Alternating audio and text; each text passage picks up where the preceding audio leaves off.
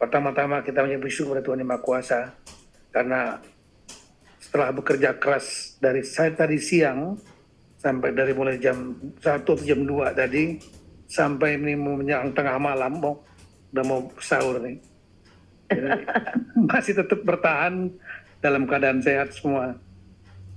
Kemudian kami menyampaikan apresiasi yang sangat tinggi kepada pimpinan, balik dan seluruh anggota, baik yang hadir maupun fisik maupun virtual. Karena ini kami kira ini kerja keras yang sangat luar biasa.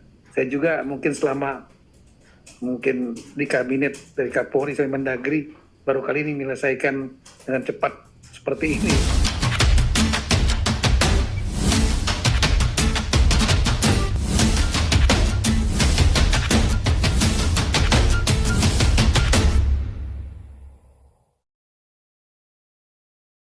Pembahasan tingkat pertama dari perubahan kedua Undang-Undang Nomor 6 Tahun 2014 telah selesai dilaksanakan pada Senin 5 Februari tahun 2024.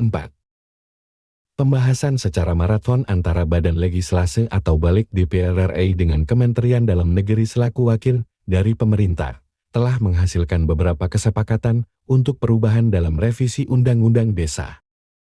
Salah satu keputusan yang dihasilkan adalah penambahan masa jabatan kepala desa dari yang semula 6 tahun selama 3 periode menjadi 8 tahun untuk 2 periode. Tentu saja kesepakatan ini membawa kegembiraan bagi kepala desa, mengingat tuntutan utama dalam revisi Undang-Undang Desa ini dikabulkan. Sementara itu, perangkat desa yang selama ini getol memperjuangkan status kepegawaian, malah tidak tersentuh sama sekali dalam rapat pembahasan tingkat pertama tersebut. Lalu, seberapa pentingkah kejelasan status kepegawaian dari perangkat desa ini dalam revisi Undang-Undang Desa? Berikut ini pendapat dari Profesor Dr. Haji Hanif Nurcholis, MC, selaku dosen profesor dari Universitas Terbuka, saat wawancara tentang pemerintahan desa bersama Radio El Shinta. El Shinta News and Talk. Selamat pagi, Prof. Hanif. Selamat pagi, Mas Jerry. Prof, sebetulnya seberapa krusial Undang-Undang Desa ini perlu direvisi? Kalau kita berbicara tidak dalam posisi kemarin Abdesi melakukan aksi unjuk rasa ya, sebetulnya penting banget nggak sih untuk diubah atau udah cukup sebetulnya? Ya, kita melihatnya dari sisi politik, dari sisi kepentingan rakyat desa, kemudian dari kepentingan para politisi di Senayan dan pemerintah. Nah, itu tentu nanti jawabannya beda-beda. Nah, kalau kita berbicara untuk kebutuhan atau kepentingan dari masyarakat, rakyatnya di desa, kan kita kan perlu membangun desa supaya lebih bagus lagi nih ke depannya gitu, Prof. Kalau dari kepentingan rakyat desa, itu tidak ada kaitannya. Karena rakyat desa itu kan kalau melihat dari kepentingan rakyat, itu kan harus diidentifikasi.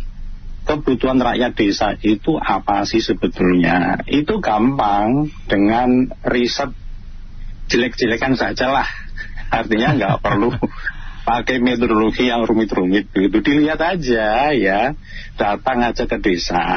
Ya, desa itu kan daerah pertanian. Orang desa itu kalau dalam kajian sosiologi itu kan pada posisi itu tengah-tengah. Ya, jadi di dalam tinjauan sosiologi itu kan begini, perkembangan masyarakat itu yang awal itu namanya adalah nomaden. Jadi orang-orang yang dia makan, hidup, itu berburu dan meramu.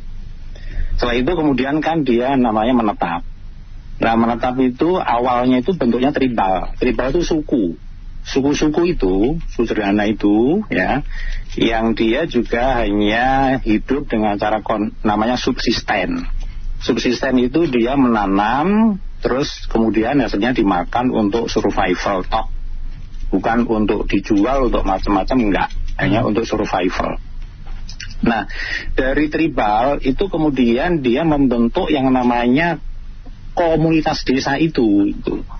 Jadi sudah berkembang sedikit, jadi dia sudah tidak semata-mata subsisten, menanam padi, jagung, kedelai begitu untuk dimakan sendiri, tetapi kemudian sudah sedikit ada jual beli di sana.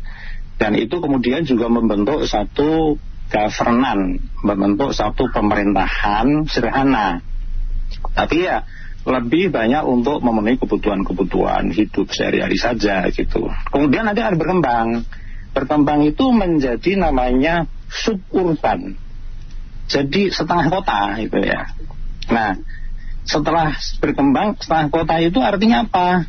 Ini sudah kebutuhannya sudah meningkat lagi, sudah butuh pendidikan, sudah butuh kesehatan, sudah butuh ya macam-macam gitu kan. Nanti akan berkembang menjadi urban, menjadi masyarakat kota. Nah, sekarang oke, kita lihat dari sisi pada posisi namanya adalah desa itu ya, desa rural ya. Kebutuhan rakyat desa itu kan petani. Petani butuh apa sih? Butuh yang pertama itu karena petani ya butuh irigasi. Terus kebutuhan dasar yang lain apa? Butuh kesehatan, butuh pendidikan, butuh infrastruktur dasar. Butuh lagi adalah utilitas dasar. Nah sekarang kalau kita lihat dari undang-undang desa yang ada sekarang ini, apakah undang-undang desa itu kan membentuk yang namanya organisasi bentukan negara sebagai alat negara untuk memberikan barang publik dan jasa publik kepada rakyat desa. Nah, undang-undang desa itu tidak didesain untuk itu, ya. Undang-undang desa itu tidak didesain oleh orang-orang Jakarta, oleh pemerintah dan orang-orang DPR itu untuk memberikan ya irigasi kesehatan, irigasi pertanian, enggak. Untuk memberikan pendidikan kepada rakyat desa, tidak sama sekali. Untuk memberikan ya perawatan kesehatan kepada rakyat desa, tidak. Memberikan legalitas sipil, contoh KTP, ya, surat keterangan, tidak, ya, memberikan utilitas desa dasar, misalnya air bersih, ya, misalnya lagi adalah sanitasi, misalnya lagi adalah ya gedung-gedung yang diperlukan oleh orang-orang desa, misalnya TK, SD, ya, perpustakaan desa dan lain-lain, tidak, ya. Jadi kalau dilihat dari kepentingan orang desa itu tidak berkaitan, artinya jadi undang-undang desa itu tidak dipakai oleh negara untuk memberikan barang publik dan jasa publik yang dibutuhkan oleh rakyat desa. Jadi artinya ketika tadi Mas Jerry tanya apakah undang-undang desa itu perlu, kalau dilihat dari kebutuhan desa itu perlu direvisi. Tetapi revisinya bukan tentang masa jabatan kepala desa. Di revisinya itu lebih bagaimana membuat undang-undang ini menjawab atau memberikan kewenangan untuk membuat tadi ya kebutuhan-kebutuhan dari masyarakat desa soal irigasi, pendidikan, kesehatan, utilitas dasar dan lain-lain itu bisa diakomodir. Iya, kalau itu benar sekali perlu direvisi karena undang-undang desa itu kan undang-undang buatan Jepang. Jadi begini Mas Jerry ya, hanya kan bangsa kita itu kan illiterate, buta huruf, malas membaca, sehingga informasi tentang desa itu hanya sebatas membaca Undang-Undang Nomor 5 tahun 1979 buatan Soeharto. Hanya itu saja informasinya. Anggota DPR, pemerintah, pejabat Kemendagri 1, saya sudah bicara banyak dengan mereka. Itu saya pernah ya diminta oleh Badan Pengkajian MPR itu, saya sampai 3 hari di hotel apa ya di dekat bandara sana itu. Itu saya jelaskan dan saya menulis buku itu, nah karena dibeli oleh MPR, judulnya itu adalah ya Desa Pemerintahan Warisan Kolonial yang Inkonstitusional. Itu buku, sebuah buku ya yang kemudian dibeli 1000 eksemplar oleh MPR. Kemudian saya diminta untuk presentasi 3 hari di sana itu. Nah, ketika saya presentasi buku saya itu, mereka pada kaget itu. Kok begini? Kaget maksud saya, tidak pernah mendapatkan informasi ilmiah berbasis riset ilmiah tentang desa. Mereka hanya tahu desa itu adalah yang dibuat oleh Soeharto, Undang-Undang 579 itu. Nah, padahal Undang-Undang 579 itu adalah hanya copy paste, ya, undang-undang zaman Jepang, yaitu Osamu Seirei bahasa Jepang dia. Tahun 42 ya, tahun 1942, nomornya 27, dan Osamu Seirei nomornya 7 tahun 1944 itu hanya copy paste itu saja, ya. Nah, tetapi ya, Jepang itu ketika membuat pemerintahan desa itu hanya sebagai alat negara untuk memobilisasi rakyat desa, dan itu dilakukan riset ilmiah dalam disertasi di Cornell University. Yang meriset adalah orang Jepang namanya Aiko Kurosawa, ya.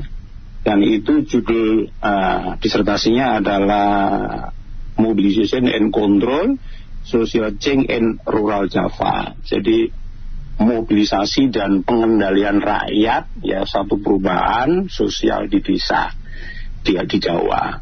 Nah, itu organisasi itulah, ya, yang kemudian di copy paste oleh Soeharto dengan Undang-Undang nomor 5 tahunnya 1979. Nah, hanya dirubah namanya aja. Jadi bahasa Jepangnya itu ku, dirubah menjadi pemerintahan desa, dengan kuco dirubah menjadi kepala desa.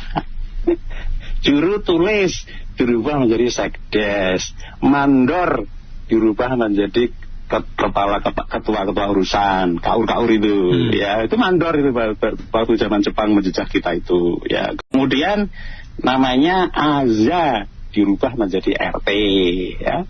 Tonarigumi dirubah menjadi Azam menjadi RW, Tonarigumi menjadi RT, gitu ya. Fujinkai dirubah menjadi PKK, gitu kan. Heihu dirubah menjadi Hanra, Keibudan menjadi Hansip, ya. Senendan menjadi Karang Taruna. Itu tuh hanya copy paste, Mas. Itu undang-undang zaman Jepang. Nah, hanya bedanya apa? Jadi organisasinya sama, fungsinya aja sedikit berbeda. Kalau Jepang itu membuat lembaga ku itu adalah dari kata buraku. Itu organisasi desa di Jepang, bukan di Indonesia. Nah, orang Indonesia kan terkecoh, ya, termasuk para pembuat undang-undang desa itu, karena memang kurang literasi, ya. Dia mengatakan bahwa desa itu asli itu namanya, ya, desa, nagari, kampung, marga, ohoi, itu namanya casingnya. Tetapi dalamnya mesinnya itu dari Jepang, itu dari buraku. Baik. Dan itu sangat jelas, rinci sekali ditulis di dalam disertasi Aiko Kurosawa itu di Cornell University, ya.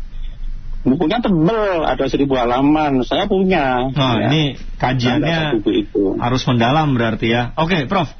Kita lanjutkan. Nanti kita lihat juga dari perspektif kemarin kan ada aksi penyampaian pendapat yang disampaikan oleh Abdesi, ya. Mereka meminta soal masa jabatan.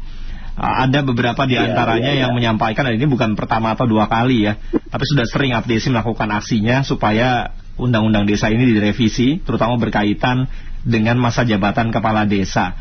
Ada yang mengatakan kalau kepala desa ini perlu direvisi masa jabatannya, misalnya ketika terjadi pemilihan desa, ya, terjadi polarisasi di tahun pertama, kedua, ketiga, itu lebih banyak dipergunakan untuk membuat masyarakatnya guyup lagi, sehingga fokus pembangunan atau cara-cara untuk mensejahterakan masyarakat desanya jadi tergerus karena tadi, ya, termakan waktu hanya untuk membuat masyarakat di desanya guyup lagi. Karena itulah diminta untuk diperpanjang, sehingga kalau waktunya sedikit untuk menjabat sebagai kepala desa, tidak cukup waktu bagi mereka untuk membuat pembangunan desanya lebih baik. Nanti kita bahas soal itu juga ya Prof ya. Ini kan jadi diperpanjang nih dan disetujui. Jadi 8 tahun dari 6 tahun bisa dipilih sampai 3 periode. Sekarang mau direvisi menjadi 8, tapi maksimal bisa dipilih sampai 2 periode. Nanti kita bahas. Saya mau menyapa dulu ada Pak Rahmat di Petukangan Selatan, Jakarta Selatan. Ini sudah nunggu dari tadi nih. Pak Rahmat, selamat pagi. Selamat pagi, Assalamualaikum warahmatullahi wabarakatuh. Waalaikumsalam warahmatullahi wabarakatuh. Silakan Pak Rahmat. Salam sehat semua juga buat semua. Pertama-tama saya ucapkan selamat buat para kepala desa seluruh Indonesia.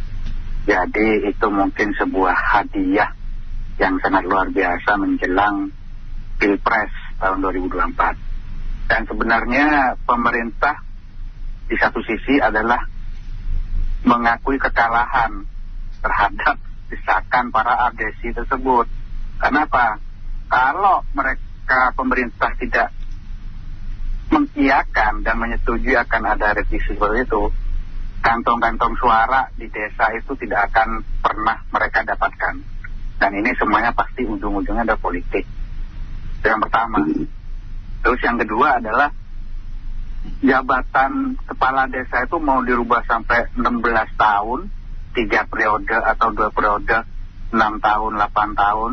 Itu sebenarnya tidak akan membuat modal utama dari para kepala desa itu balik modal, Mas. Karena saya mengalami sendiri bahwa saudara kandung saya mencalonkan kepala desa itu minimal harus ada 2 miliar. Gede banget Pak. Gede banget, itu Jawa Timur. Rata-rata udah minimal 2 miliar. Karena satu kepala itu mainnya adalah di angka 500.000. Waduh, Dan itu politik fakta. uang dong. Itu fakta real di lapangan. Dan itu semua jadi rahasia umum. Karena apa? Yang paling berat itu adalah pada saat mau masuk di bilik TPS tuh. Itu akan bisa berubah 360 derajat. Dan itu seperti yang saya katakan bahwa modal untuk jadi kepala desa itu sangat besar. Jadi pemerintah sebenarnya bukan hanya membaca dari masalah modal yang dikeluarkan satu kepala desa, tapi semuanya politik. Karena di desa itu sangat kental dengan pakewunya.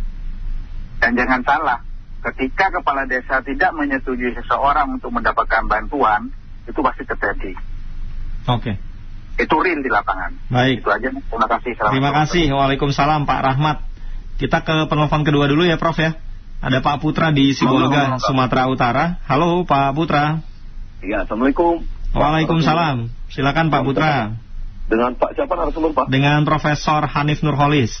Iya, Pak Hanif Nurholis. Pak Hanif, aduh terima kasih sekali Pak, pagi ini kita dapat pencerahan lightning ya dari Pak. Ya, sama-sama Pak. Ya. Pak Hanif, iya memang ini Pak Hanif terbuka pikiran kita ya, dari zaman Pak Harto sampai ke sini. Tadi saya dengar dari zaman Kaisar Jepang itu di copy paste, dan sampai ke sekarang banyak pakar di DPR dan nggak memunculkan ini gitu.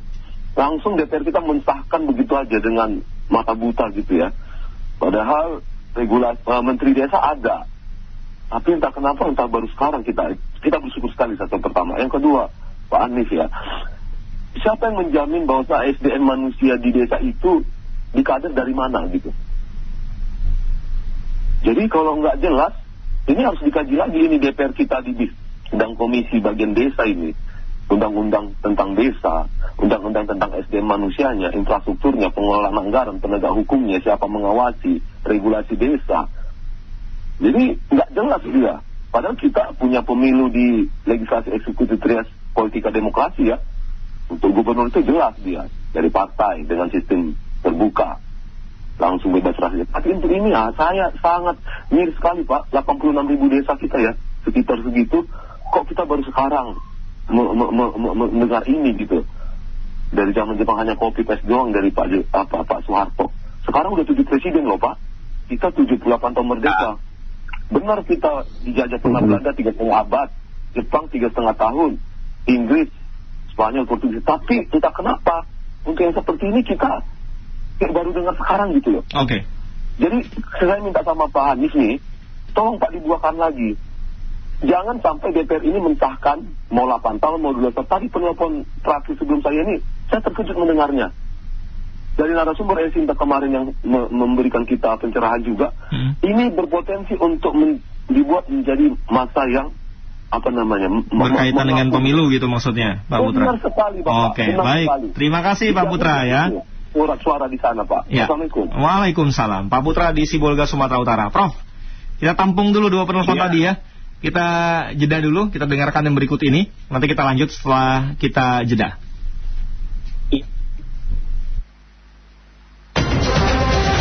Elshinta News and Talk.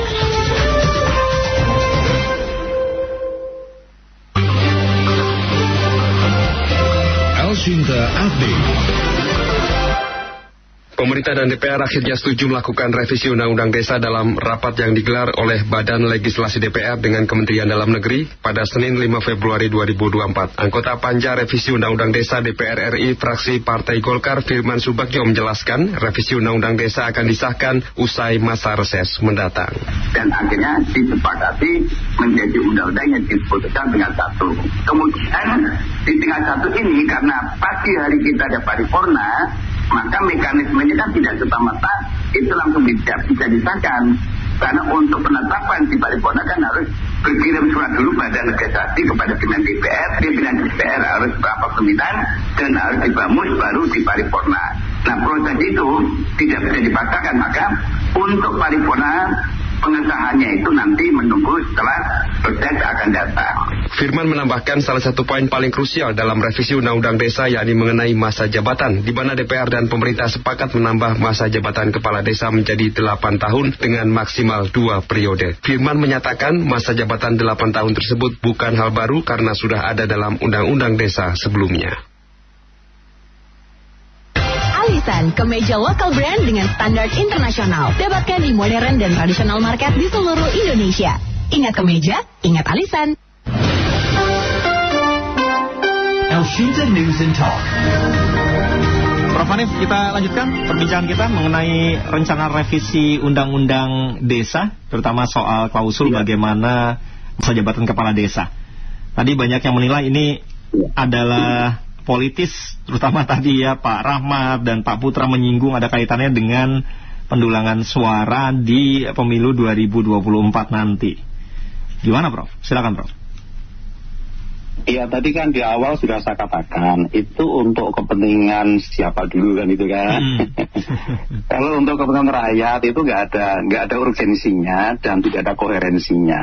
Tetapi kalau itu adalah untuk kepentingan ya orang-orang partai di Senayan dan juga pemerintah, itu benar sekali apa yang dikatakan oleh Pak Putra sama Pak tadi ya sebelumnya itu sangat betul ya.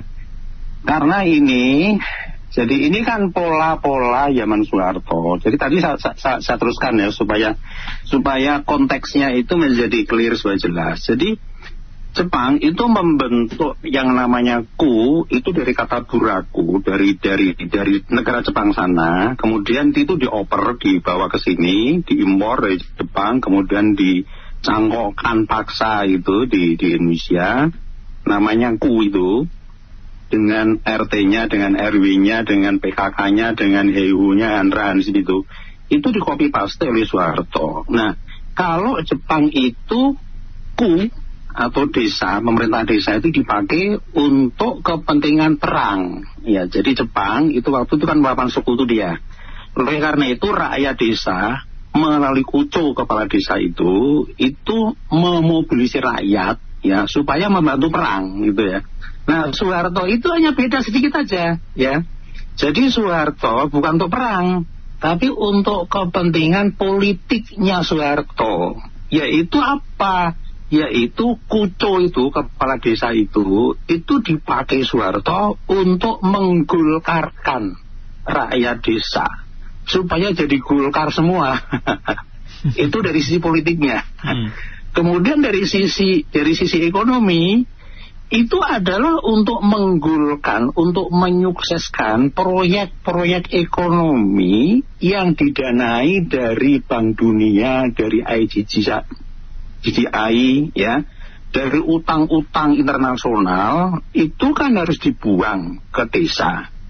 Nah, itu yang paling efektif siapa? Ya Kuco itu, kepala desa itu, gitu ya. Ada proyek Bimas, ada proyek swasembada pangan, ada proyek namanya pembebasan buta huruf, ada proyek namanya KB, warga berencana. Semua orang itu ya, itu dipaksa untuk ber-KB. Kalau nggak KB nanti akan dipanggil oleh kepala desa itu, ya.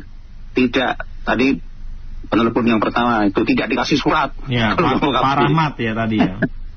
Pak Rahmat. Sehingga orang-orang itu pada stres ya. Harus menggunakan pupuk, ya, pupuk organik, ya, itu buatan pabrik pupuk.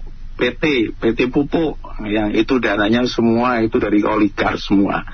Nah, itu adalah yang paling efektif, itu menggunakan yang namanya Kuco itu, ya, kepala desa itu.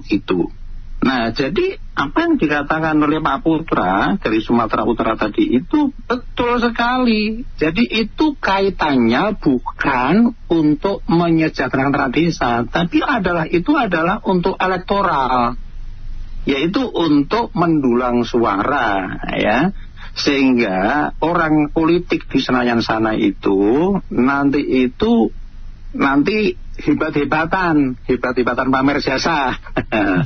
Hebat-hebatan begini, kepala desa ya, yang berjasa menggulirkan ya tambahan masa jabatan kamu adalah partai saya. Yang lain ngomong begitu. Pemerintah juga ngomong begitu gitu kan. Nah, terus berakhir apa? Oleh karena itu, ya, kamu beri target untuk mencarikan suara supaya rakyatmu itu nanti memilih partai saya.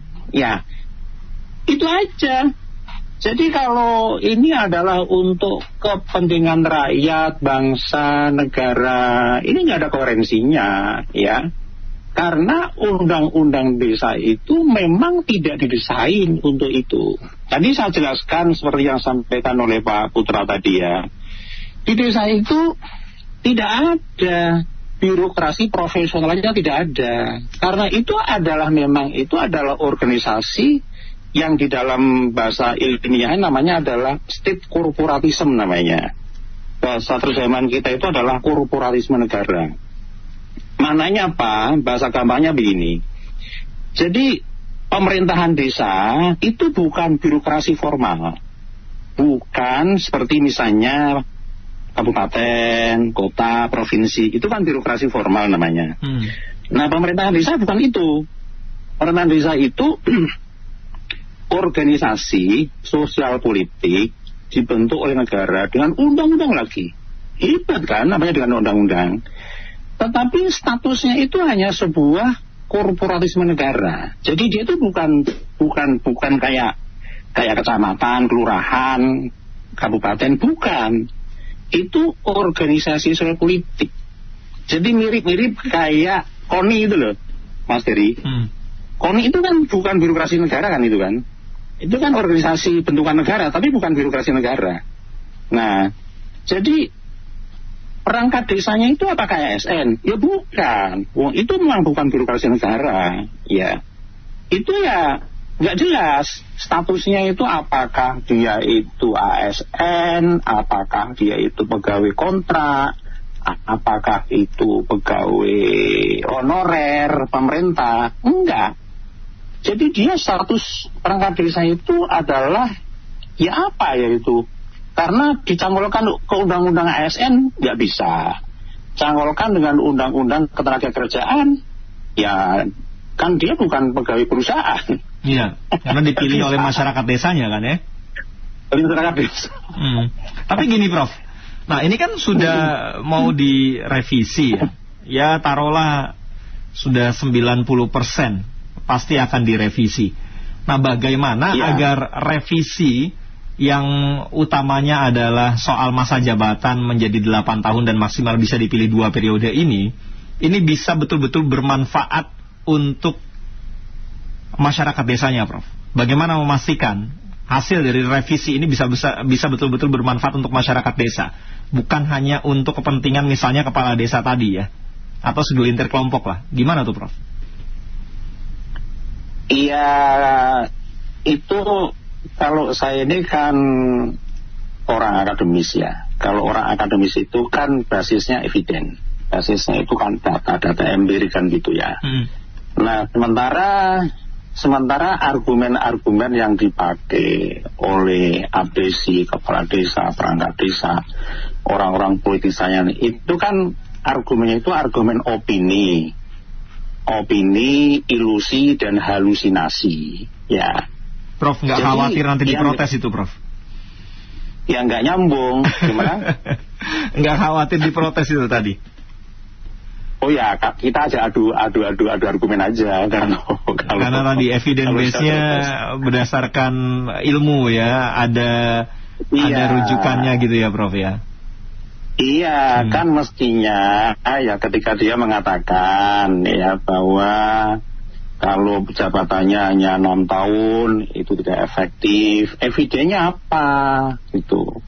Itu kan ya opininya mereka, bahkan tidak hanya opini, itu ilusi ya. Karena opini-opini yang tidak berbasis data sama sekali itu kan artinya hanya ilusi ya. Kalau begitu argumennya, itu pun nanti juga bisa dibikin argumen untuk bupati, wali kota, gubernur kan itu kan. Kalau hanya 5 tahun, itu juga 1 tahun itu konsolidasi, 2 tahun itu baru mapan. Oleh karena itu nanti juga ditambah lagi menjadi 8 tahun seperti kepala desa. Kecuali presiden karena sudah dikunci ya oleh UUD. Tetapi kalau gubernur, bupati, wali kota, ya kepala desa itu kan nggak ada ketentuan di Undang-Undang Dasar, sehingga kan nanti bikin argumen begitu kan. Nah argumen begitu itu kan hanya ilusi saja, kan nggak ada evidennya. Nah, bagaimana argumen yang tadi diungkapkan oleh Prof Hanis sebagai sebuah argumentasi yang ilusi saja, ini bisa nantinya bermanfaat untuk masyarakat desa tadi ya, mulai dari kebutuhan irigasi, pendidikan, kesehatan, dan utilitas dasar, apalagi ada dana desa ini, Prof? Ya, dana desa itu kan sudah terbukti kan. Sekarang kita lihat data statistik ya. Data statistik ini kan data formal. Apalagi kalau kita mencari data sendiri, itu pasti akan terkoreksi data statistik itu. Kalau dari data BPS itu kan begini, tahun 2014 ya, saat undang-undang desa itu disahkan ya, angka kemiskinan di desa itu 13,14%. Itu tahun 2014. Sekarang tahun 2024, 10 tahun ya. Data BPS tahun 2023, angka kemiskinan desa itu hanya turun 1,8% karena hanya 12,38%. Selama 10 tahun dengan dana desa yang jumlahnya sudah mencapai kira-kira 500 triliun ya, hanya turun 1,8%. Jadi per tahun kan hanya 0,1% Mas ya. Jadi dana desa itu berdasarkan laporan resmi dari lembaga negara resmi BPS itu tidak signifikan, tidak ngaruh apa-apa ya untuk meningkat atau untuk menurunkan kemiskinan di desa ya, nggak ada pengaruhnya. Itu laporan BPS ya, resmi ya. Bahkan kalau Mas Dery itu nanti membaca lagi ya per provinsi ya, kalau sudah per provinsi ngeri lagi ya. Angka kemiskinan ya di Papua, katakan di kabupaten Duga itu 40% Mas ya. Coba bayangkan ya, kalau ada 100 kakak maka 40 kakaknya itu miskin ya, nggak bisa makan ya. Bayangkan ya, sudah 10 tahun tidak ada. Mengapa begitu? Karena memang ya dana desa itu tidak dipakai ya untuk memenuhi kebutuhan real rakyat desa. Enggak ya. Yang dipakai itu apa? Riset mengatakan itu dipakai untuk bangun jalan, untuk pelatihan-pelatihan yang nggak jelas manfaatnya. Jadi rakyat desa ya, bahasanya indah ya. Bahasanya apa? Bahasanya adalah pemberdayaan masyarakat. Ya, kan indah kan itu kan.